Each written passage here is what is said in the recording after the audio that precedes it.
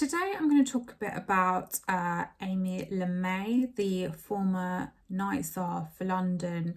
A lot of people will remember her for being not very good at the job. But last week, interestingly, The Spectator reported that she's got a new role now. And she's actually the founding director of 24-Hour Cities. It's a global consultancy. So on the surface of it, it all sounds a bit funny. Why would anyone else around the world want Amy Lamé to advise their city on how to stay open 24 hours? We all know that London was a complete shambles and it was really difficult to stay out after 9 p.m. basically. Even on weekends, it could be quite difficult to stay out late. So why would anyone else around the globe want Amy Lamé? Well, what if she's actually part of a global club? And what if her role was even to make cities' nightlife shut down a bit? I think these are ideas that we have to be fairly open to. We have to sort of start looking at things from different angles to really understand what's gone on with Lamé and the rest of Sadiq Khan's team. Now, the team in general, I don't think it's a coincidence that Amy Lamé has gone on to be the founding director of a global consultancy, because Sadiq Khan's team considers itself incredibly global. And I don't just mean sort of warding off Donald Trump, talking about diversity as our strength.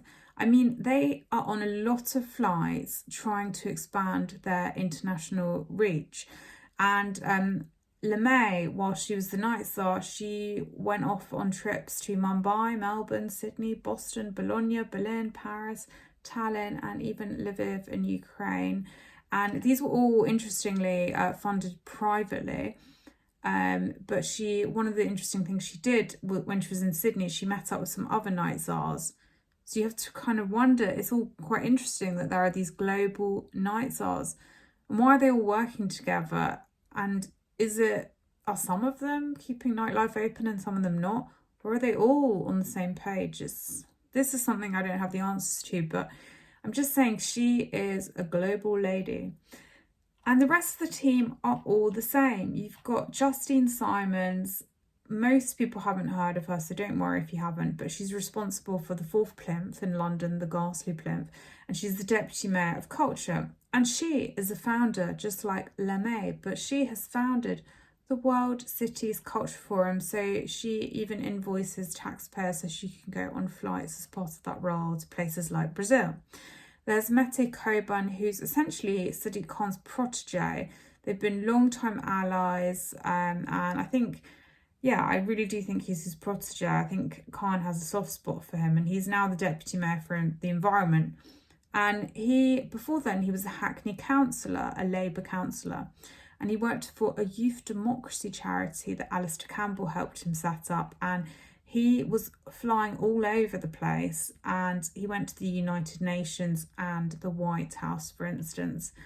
And the United Nations brings us neatly onto Felicity Appleby, another member of Khan's team, the Mayoral Director of Political and Public Affairs. They're all on 148k per year, by the way. So most people have never heard of her, but she's the former global head of outreach at the United Nations in New York. And while working for Khan, she's taken lots of flights and travel. She's been to New York, Athens. And even Lamé can be linked back to the UN, as she was tasked with implementing its Women Safe Cities and Safe Public Spaces Global Initiative. What is that, you might be asking? Well, to come back to the idea of maybe, I don't know what that is specifically, but I do think we should consider the theory that Lamé was trying to close down parts of London, perhaps. I mean, the United Nations, which is so linked to this administration, wants 15-minute cities. So what if closing things down makes that a bit easier? Again, just to say that I do not have any proof of this, but I just think sometimes when we shift things around and consider is someone incompetent like Amy Lamé, or do they seem incompetent because they are simply doing a different job to the one, they're fulfilling different goals to the ones that we are expecting them to fulfill. You know, is this just looking like incompetence, but it's actually they're just doing something that we don't realise.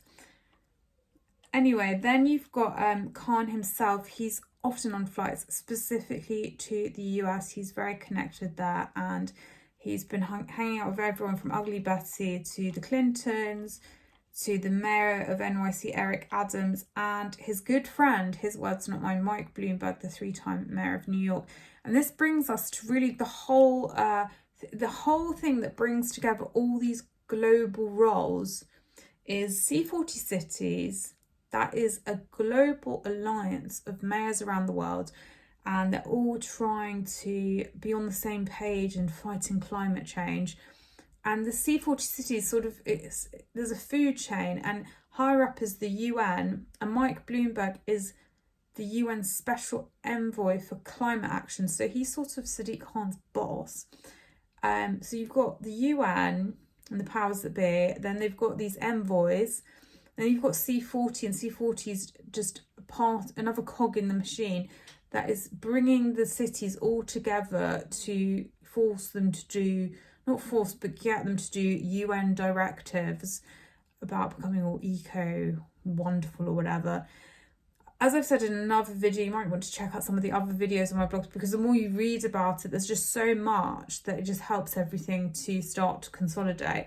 But, you know, it doesn't work in practice unless, you know, the attraction for a lot of people is shares in renewables, especially the technologies that the cities are adopting. If you're first to get shares in those, then obviously it's a really attractive prospect. And you could even you could be the one that is responsible for building these technologies that the cities are going to be using, because you're the part of the club as well, enforcing that they're all used, because this is how we fight climate change. So there's so many corporate interests at stake. And then you have these men like Keir Starmer as well, works with Bloomberg and Khan, and they're desperate for power, and they are willing to sell out their cities to be part of these global clubs so that they can rise as well. I'm sure Khan is sort of gunning for some top global well-paid position. You know, we shouldn't underestimate vanity. But the main point of this video, before I veer dangerously off tangent, is that Amy Lamé's role is less of a surprise than it may seem. They all think they're global. They all think they're very clever. They're not doing anything illegal per se, but it's all a bit, you know, it's not very explicit. Most people don't even know it's happening. And, you know, they think it's good for us, that we're getting this utopia. So just remember that that the London team just see London as a jigsaw piece. You know, it's part of their wider global plan for this diverse green utopia that that seems to be coming as slowly as the money in our pockets that Rachel Reeves says we're all going to get. So yeah, check it out. Have a little read of the Spectator's article, and yeah, I've put up my own blog as well explaining how I see it with the global movement.